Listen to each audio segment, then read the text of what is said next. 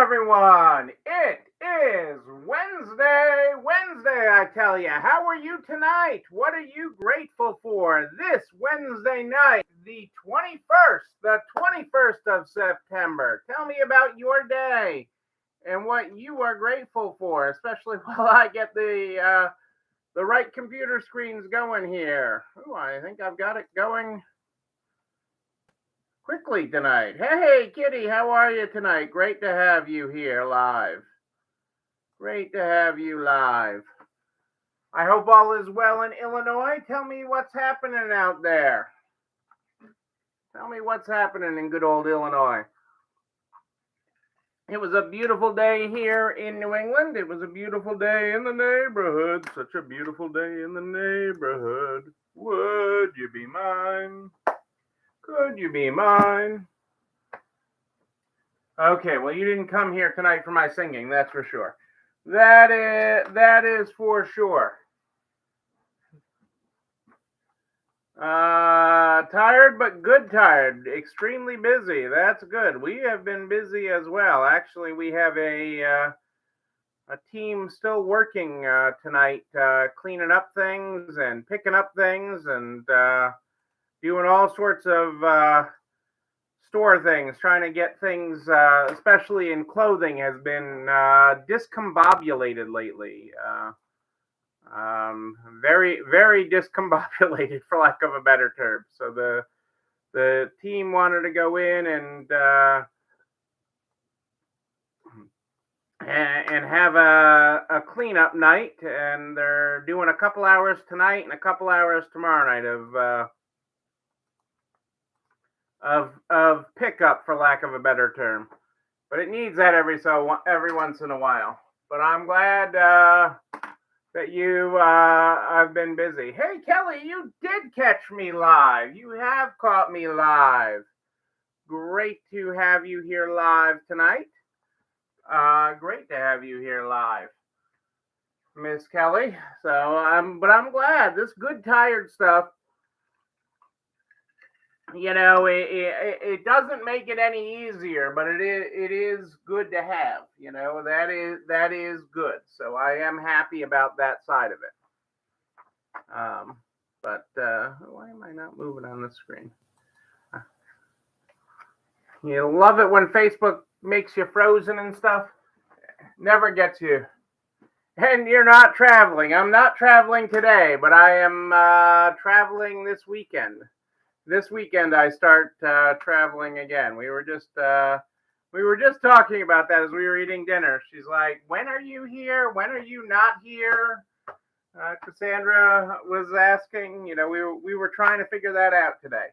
We actually had time together today. Cassandra and I had daytime dating at the eye doctor. Ooh, we had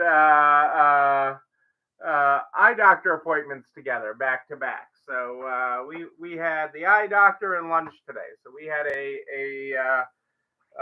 very nice day together during the day, and then we finished it up tonight. Well, she went grocery shopping and running errands and doing things while I worked later this afternoon, and then we met up for a walk after her errands and stuff, and went for a walk. So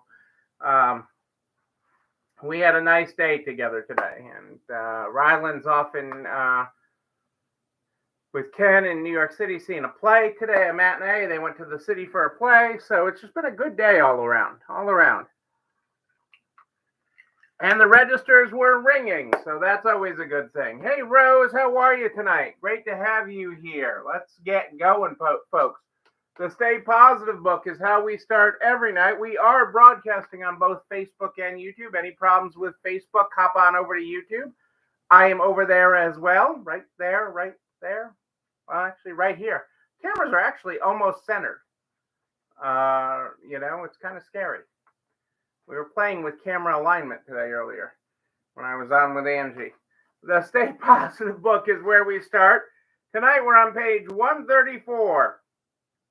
Failure provides you with a great opportunity to decide how much you really want something. Will you give up, or will you dig deeper, commit more, work harder, learn and get better? If you know that this is what you truly want, you will be willing to pay the price that success requires. You will be willing to fail again and again in order to succeed. Is that not the truth? Is that not the truth? Is that not speak business owner to you? Hey, Carrie, how are you? Great to have you here tonight from Titusville. Your register has been happily ringing. I love that, Rose. I love that. We call that Jewish Christmas bells, but hey, that's a religious joke, and I try to keep religion out of it. But that is what we call it. But that's from the guy that used to have to work, Christmas growing up in the pharmacy, selling the Whitman samplers, film, and batteries on Christmas Day. Sold lots of it. Lots of it. There is so much going on. I'm going to hop around. With all your failures, you must be a huge success. Yes, Kelly, you are a huge success. You are a huge success. But sometimes you worry too much about if everybody likes you. I like you. The rest of the people here like you, but not everybody in the world is going to like you. But know that we love you. Know that we love you. Hey, Julie Jankowitz is here. Julie, how are you? There are so many economics and business stories to tell. I'm going to hop right to it here because there's a lot to talk about. There's a couple of, there's like 3 key issues I'm going to get to tonight that are really important. So I am going to cover those. Before we go tonight, we're going to talk about Starbucks. Not because it's Angie's favorite place to get a drink, but we're going to talk about Starbucks and staffing. We are going to talk about your COVID paperwork and how long you should keep it because there's been a change. And we're going to talk about the Fed and why that matters, why they matter, not just because they're the talk of the town today. So let's get to it because I have a lot of other stuff that I wanted to hit on lightly. Home goods retailers, I've been seeing a slowdown. Actually, they're using the word jolted by a slowdown in the housing market. Threatening the demand for appliances, furniture, curtains, everything that goes into a home. Okay, diversification, people. That is what we talk about. Not all your eggs in one basket. So even if you have a clothing store, you have a small furniture section, things that you can carry in or out with your girlfriend. If you have a home store and you sell all furniture, carrying some purses or jewelry diversifies you so that you withstand a slowdown if demand for the product, your core product, slows down. We offer in my stores a little bit of everything, but that is why you do it. And if you haven't thought Halloween, boo. Okay, trick or treat. Halloween is expected to return to pre-pandemic levels. Halloween participation is expected to return to pre-pandemic levels or greater this Halloween. I'm leaning towards greater, but Halloween is a thing. So even if you don't carry Halloween decor, you don't carry Halloween costumes, getting in the spirit of Halloween is a good thing. It's a good fall holiday to have decorations, to have a contest around, to be just a little ghoulish around. Is a good thing. When is Halloween's a Monday night this year? But that is just something to be in the spirit of. I'll be home on Halloween. Just before that, we're going to Disney's Very Boo Fest or whatever the Disney Halloween thing is. I don't know. I'm screwing up the name. I know I will be in trouble later for screwing it up. I already have a costume. They have costumes for me.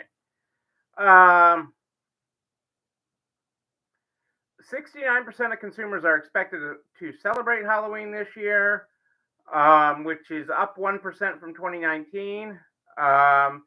And total Halloween spending, in case you want your share of it, is expected to reach over $10.6 billion, according to our friends at the National Retail Federation. Offices. Remember what those are? You know, you've heard of those. You may have worked in one at one point in your life. Office use has finally reached its highest point. I mean, how much lower could it go? Since March 2020.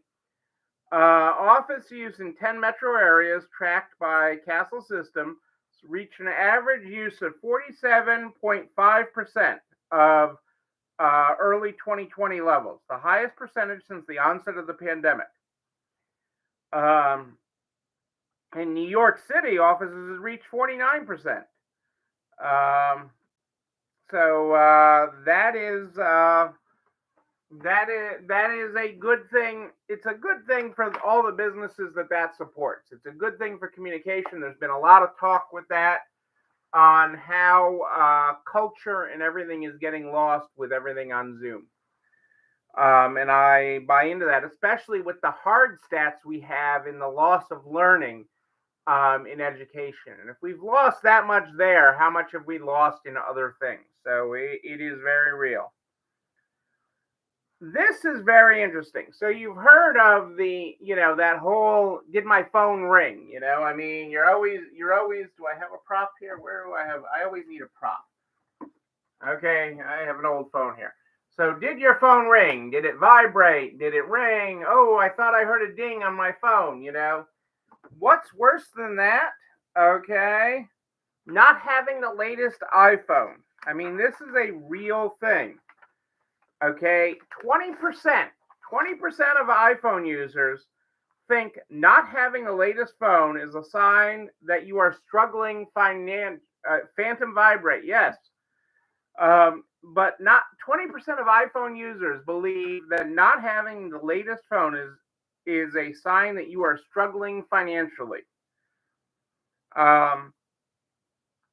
Nearly 1 out of 3 iPhone users believe a new phone is and in quotes, necessity.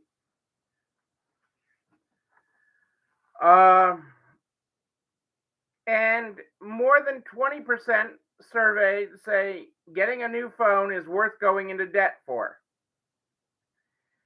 Even more surprising, okay, more surprising than all that, okay, it is that 34% of people surveyed, 34% of iPhone users said that their iPhone, this stupid little phone, okay, it's just a phone, people, it's just a phone, is their most valuable possession. This is the most valuable thing anybody could have, not their most valuable, their most important belonging. I don't want to misquote them. Their most important belonging is an iPhone. That's just nuts, people. That shows a lack of reality and a connection to something that isn't real. I mean, the phone is real. The phone is a connection to people, but it's not the connection that, I think my grandmother's phone, my grandmother, when she was in a nursing home, was the first one in this nursing home to have a private phone in her room that had, well, more than the private phone, it was that it had her phone number that she had for 40 years. And 40, probably 50 years. And, so I understand the attachment to that, but some people's attachments to things is just crazy.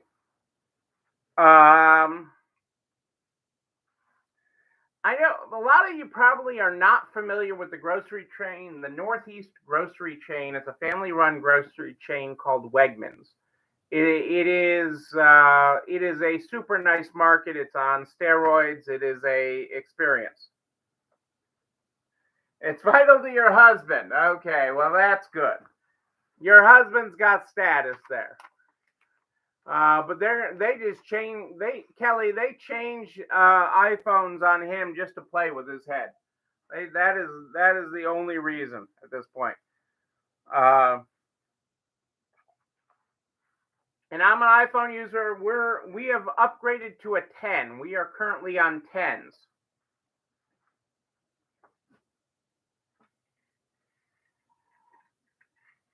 All right, business expense there, Rose, getting your new iPhone 14.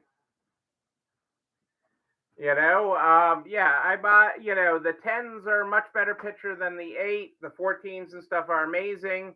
But it is getting it on, what it looks like on the web, when it scales down and everything. But the 14 can do some amazing things.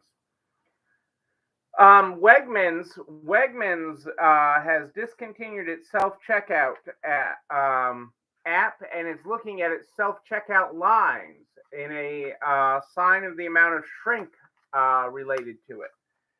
Self-checkout and self-checkout apps are really a math game. And Wegmans, which runs into the higher quality, better priced grocery stores, may not have enough at the low end. Plus, their margins are lower. So it's very interesting that they're talking about cutting that out. And it's a different math than a Five Below that's going all self checkout. Okay, because their cost of labor versus the cost of loss, again, is part of that math.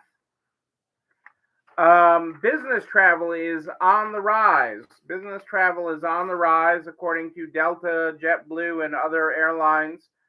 And leisure travel remains strong. Corporate travel is back to 85% of pre-pandemic levels, according to Delta and JetBlue. 85% of pre-pandemic levels, which surprises me. I know that personal travel is up, but that surprises me on corporate travel back to 85%. So I said I was going to talk about Starbucks. So I wanted to talk about Starbucks, okay, because I wanted to talk about they are going to invest $450 million to modernize their store fleet in the United States. $450 million to modernize their store fleet and to open 2,000 stores by 2025. And so that is huge. I mean, $450 million is no small investment. And we've talked about store investments, that you have to constantly be investing in your stores. You have to be investing. You can't let your stores decline. You have to invest, and that's not always easy. I know that's not always easy. I'm not trying to make money where there isn't, but it's actually one of the biggest failing points in a small business when they buy their building. Okay, it's actually a well-documented huge failure when they buy their building and then they skimp on painting the building, keeping the parking lot nice, the plowing in the winter, the flowers outside on the street, the tree trimming, whatever it is. Okay, they cut back on that and they don't invest in that when things aren't as good with their core business, the store, or whatever their business is that they bought this building for. So buying a building is actually cited as one of a failure points for small businesses because they don't run it as a separate business.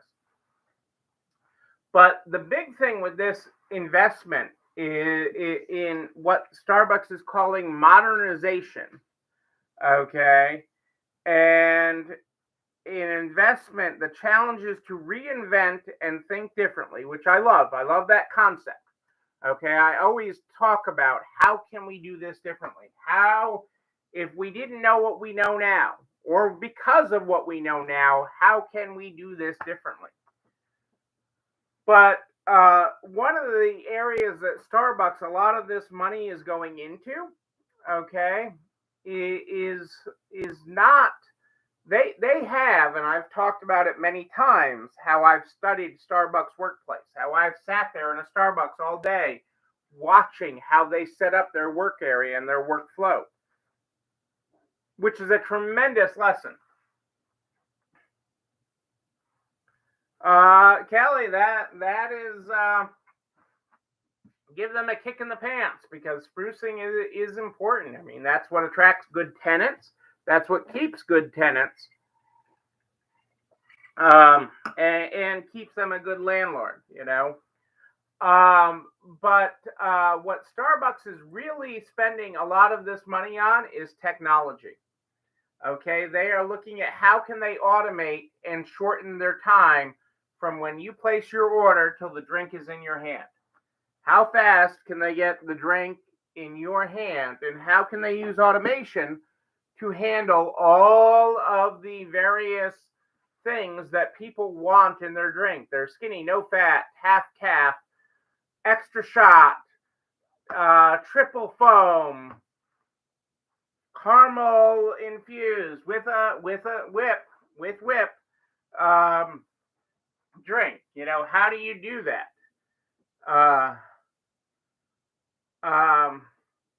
You have to invest. Okay, but they're investing in that. Okay, they're looking at ways to use technology. Okay, because they've already gotten down they really do have down well. Take one step. How do I get my work area so I can just turn and have everything there?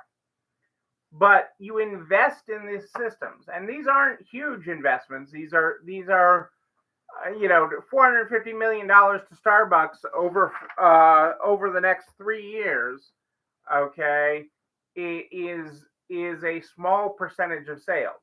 Okay, it goes back to Target, investing, about 4% of sales in modernizing their stores, making their stores more efficient. That's what Starbucks is doing, and they're doing it to lessen their need for staffing.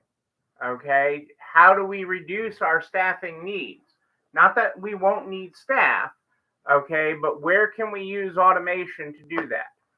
And like Rose, your investments are paying off. No one of your investments that you've made has been extremely expensive, but you've invested in your store, you've invested in your team, okay, and you are reaping the rewards, and I love that. Okay, I love how you are changing that, and you are changing the story of your store, and what is happening. But that is what Starbucks is doing. $450 million to modernize is a big part in technology, and that isn't union busting. Okay, they aren't out to unionize, but when there's 2 jobs for every person for every person looking for work, they're looking at in the future, in the workforce of the future, how do I get more efficient? Okay, how do I do that? One of the business articles I read this week, and some of you will say, "Oh, Neil, you're old." Okay, is what industry uses the most floppy disks today? Floppy disks. I don't even know that I have a disk around here. I probably have a floppy disk in the garage. If I were to go digging through my storage in the garage, I could probably find a floppy disk. Okay, and so what industry today uses floppy disks? And they use them because they made huge capital investments. Okay, in long-term technology that would take them further. Okay, that would be around for a long period of time. And that is why they still use government. Well, government probably does use a fair amount of floppy disks. Okay, but it's actually the biggest user right now is the airline. There you go. Kelly got it. The airlines. You buy these multi-million-dollar planes that are supposed to fly from 20, 30 plus years, 40 years, and the technology in them to update them and everything is a floppy disk. But what can you do in your business to update, to innovate? We were talking about our customer experience. We're starting to talk about next year's budgets and different projects that we want to do. Here we are in September with a quarter. Ryan got it. He's listening. All right, Ryan, good job. All right. You don't get a new iPhone for that, but good job. Uh,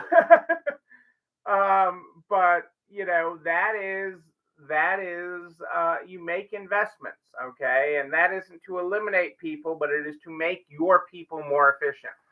So what can you do in your stores? And this is what I constantly push ourselves to do to make us more efficient.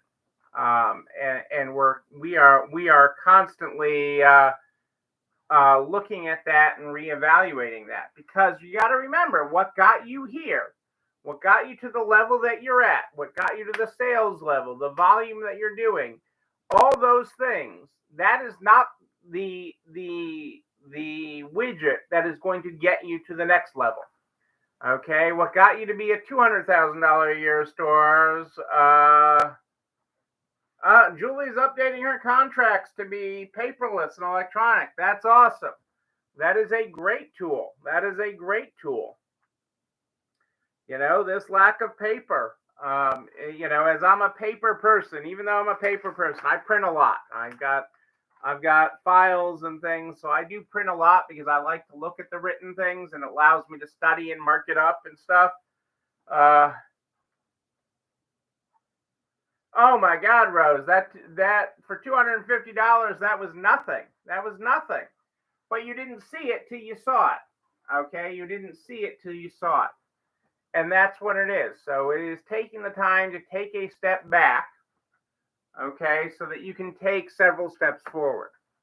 And I know that's hard, but that's what Starbucks is doing. Starbucks is doing that. And since they've always been a great innovator, okay, I mean, I've literally studied. I've sat in their stores for days on end. I know that sounds crazy, but I have done that to study their workplace and their workflow, okay?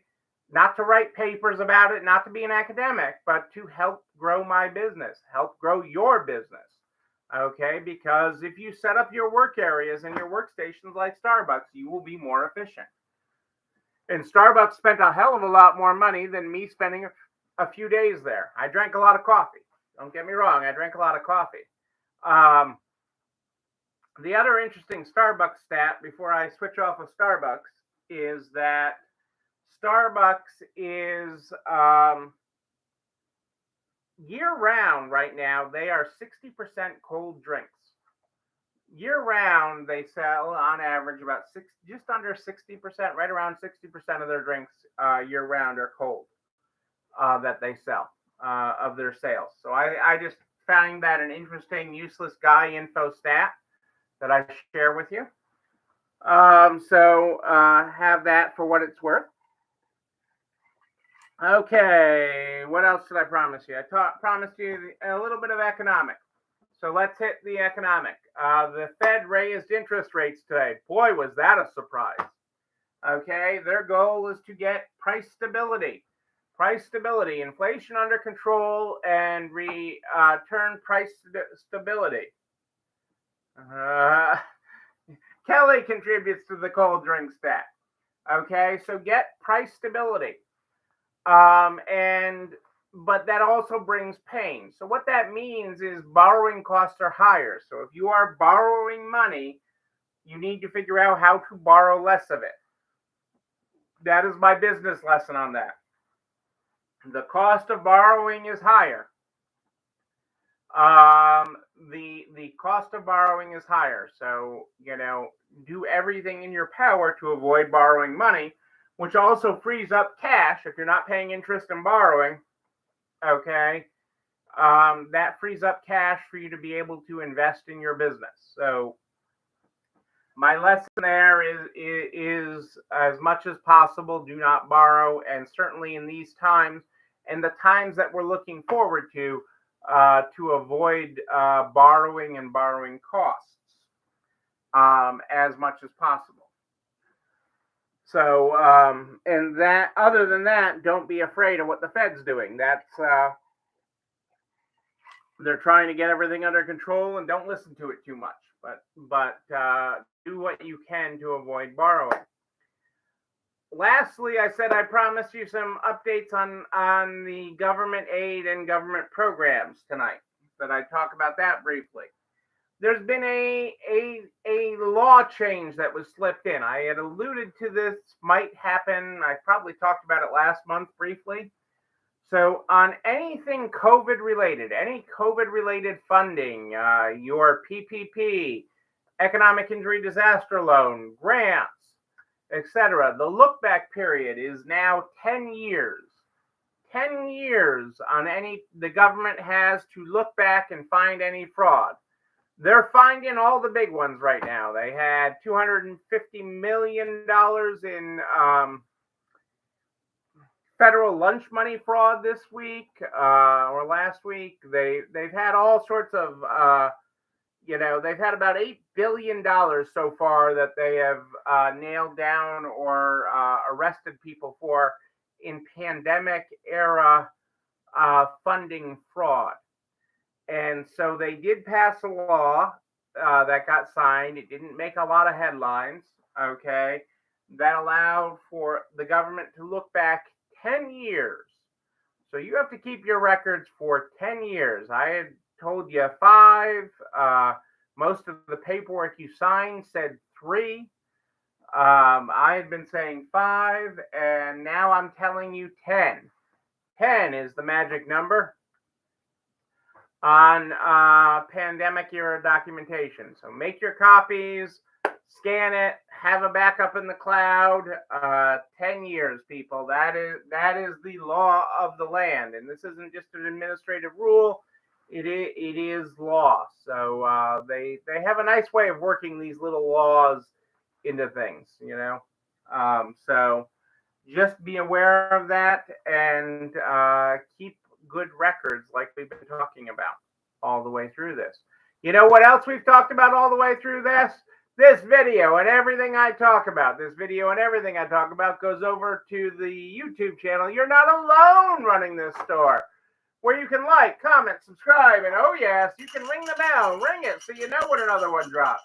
You can also share it with all your friends in business, the butcher, the baker, the candlestick maker, so we can help everybody continue to grow their business and run a better business. I am here every Sunday and Wednesday, hump day today, at more 8 than ish. I will be here Sunday, maybe a little more ish than 8. I don't know. I'm traveling Sunday, so but I will be on Sunday night. The 25th. Remember, you've got basically a third of this month left to knock it out of the park. Third of this month left, just under a third. If you have any questions in between, just email me, Neil, Neil, at nextlevelresale.com, Neil at nextlevelresale.com. We start this program every night with the Stay Positive book. The Stay Positive book is how we start. Tonight we're on page 134. Failure provides you with a great opportunity to decide how much you really want something. Will you give up? Or will you dig deeper, commit more, work harder, learn, and get better? If you know what this is, that this is what you truly want, you will be willing to pay the price that success requires. You'll be willing to fail again and again in order to succeed. Our good night tonight is every crisis offers an opportunity to grow stronger and wiser, to reach deep within and discover a better you who will create a better outcome. Ladies and gentlemen, I am Neil Abramson. I do like a good party, a wedding, a bar mitzvah. We will party again. We will party in person. And when we do, I'm going to be there with you. I'm going to be in Chicago in a couple weeks. Ohio next week. I gotta get myself around. But until then, and until Sunday night at more 8 than ish, know that you, but most importantly you, yes, you're not alone running this store. Have a great night, everybody. We'll see you on Sunday.